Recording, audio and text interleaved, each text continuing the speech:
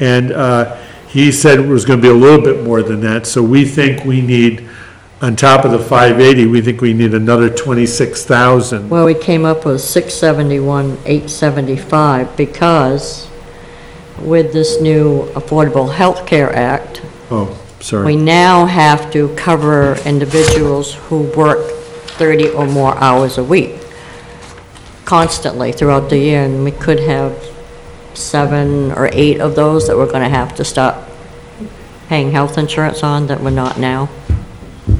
Okay, I want to be clear here because I left my notes back in my office. We budgeted 535 last year. We thought we could cover the increase by recommending originally to the council to take it to 580, which is an increase of $55,000. Right.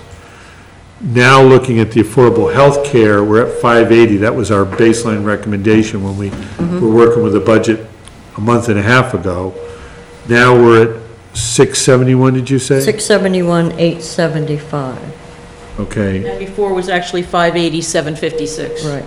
I'm sorry, I gotta match those numbers up for myself. 580,756. It's just under $100,000 increase. Can I ask a question on that? Yes. So 535 was budgeted for this year. And you requested 580 for this year based on the 25%? No, we didn't know. We didn't know what it was going to be. We just, We put in an average somewhere between 5 and 10. Yep, there you go. Thank you. Joe, how many new employees will we be putting on? Or have we got previous this year that we're on right now?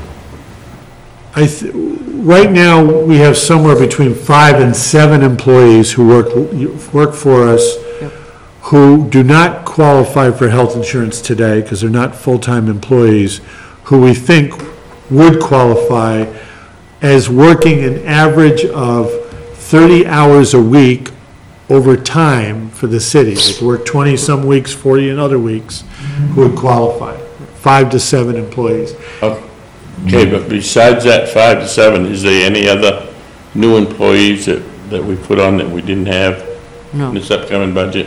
No. Any hires? No. No, and what's not in this budget yet is the idea of offering employees, a stipend to, we give you $2,000 to waive health insurance as long as you can demonstrate you have it.